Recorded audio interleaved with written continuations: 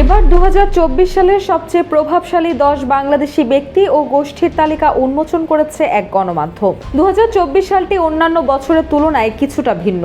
এবছর বাংলাদেশ সাক্ষী হয়েছে এক ঐতিহাসিক গণ অভ্যুত্থানের। তাই এই বছরের আলোচিত বা প্রভাবশালী ব্যক্তি ও গোষ্ঠী নির্বাচন করতে গেলে ঘুরে ফিরে গণ অভ্যুত্থানই কেন্দ্রে থাকবে। চলুন দেখা যাক এ তালিকার শীর্ষে কে রয়েছেন। তালিকার সর্বশেষ 10 নম্বরে যিনি রয়েছেন তিনি বাংলাদেশের সাবেক প্রধানমন্ত্রী শেখ হাসিনা। এবছরের 7 জানুয়ারি একপাক্ষিক ও পাতানো নির্বাচনের মধ্য দিয়ে চতুর্থবারের মতো ক্ষমতার মসনদে বসেন প্রবল প্রতাপ এই প্রধানমন্ত্রী। তবে জুলাইয়ে বাংলাদেশের সংগঠিত নজিরবিহীন গণ অভ্যুত্থান তার 15 বছরের দীর্ঘ শাসনকে চুরমার করে দিয়েছে। ছাত্র জনতার তোপের মুখে গেল 5 আগস্ট তিনি ক্ষমতাচ্যুত হয়ে ভারতে পালিয়ে যান। এরপর তালিকায় 9ম স্থানে আছেন সেনাপ্রধান ওয়াকারুজ্জামান। জুলাই গণ অভ্যুত্থানের শেষ মুহূর্তে দৃশ্যপটে আবির্ভূত হন তিনি। 5 আগস্টের পর তিনিই প্রথম একটি রূপরেখা প্রস্তাব করে সাধারণ নির্বাচনের এজেন্ডা নির্ধারণ করেন।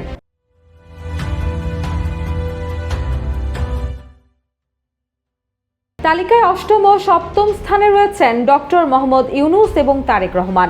আওয়ামী লীগের শাসনকালে যে শান্তিতে নোবেলজয়ী ডক্টর মোহাম্মদ ইউনূসের উপর নিপীড়ন চলছিল তিনিই হলেন বাংলাদেশের অন্তর্বর্তীকালীন সরকারের প্রধান উপদেষ্টা। অন্যদিকে গণ অভ্যুত্থান পরবর্তী বিএনপি চেয়ারপারসন তারেক রহমানের স্বদেশ প্রত্যাবর্তনের জন্য প্রস্তুত হচ্ছে লাল গালিচা। তবে এবারে তারেক রহমান আবির্ভূত হচ্ছেন ভিন্ন এক চরিত্র নিয়ে। তালিকার 6ষ্ঠ ও 5ম স্থানে রয়েছে বাংলাদেশ নারী ফুটবল দল ও সাংবাদিক শফিকুল আলম। গত 1.5 দশকে নারী ও সংখ্যালঘুদের অধিকার নিশ্চিতের সূচকে ধারাবাহিক অবনতি ঘটেছে বাংলাদেশের। পুরুষের তুলনায় বরাবরই নারী খেলোয়াড়দের বেতন অবিশ্বাস্য রকমের কম। নারীদের স্বীকৃতির ক্ষেত্রে যখন এমন দুঃসহ বৈষম্য বিদ্যমান, ঠিক তখনই নারী ফুটবল দল বাংলাদেশ সাফ উইমেন্স চ্যাম্পিয়নশিপ অর্জন করে প্রমাণ করেছেন সংখ্যালঘুদের গুরুত্ব দেওয়া ঠিক কতটা জরুরি। অন্যদিকে অভ্যুত্থান চলাকালে হাসিনা সরকার ইন্টারনেট সংযোগ বন্ধ করে দিয়ে যে বর্বরতা চালিয়েছে তা বিশ্বের কাছে তুলে ধরার প্রয়োজনীয় ব্যবস্থা গ্রহণ করেছিলেন শফিকুল আলম।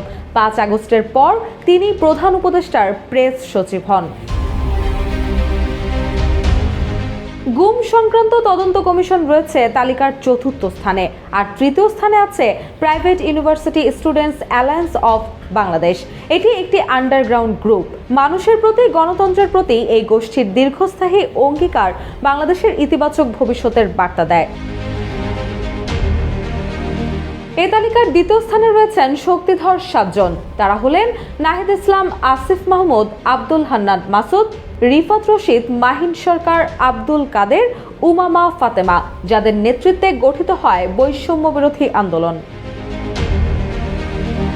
শীর্ষস্থানে যিনি রয়েছেন তিনি ছিলেন জুলাই বিপ্লবের স্পিরিট। তিনি হলেন অভ্যুত্থানের প্রথম শহীদ রংপুরের আবু সাইদ, যিনি দুহাত প্রসারিত করে রাষ্ট্রীয় বাহিনীর বন্দুকের নলের মুখে বুক পেতে দিয়েছিলেন। বাংলাদেশের স্বৈরাচারের পতন এবং প্রতিবাদের প্রতীক হিসেবে আবু সাইদের আত্মত্যাগ অনন্তকাল ধরে স্মরণীয় হয়ে থাকবে। রুশা সুর, জয় জয় দিন।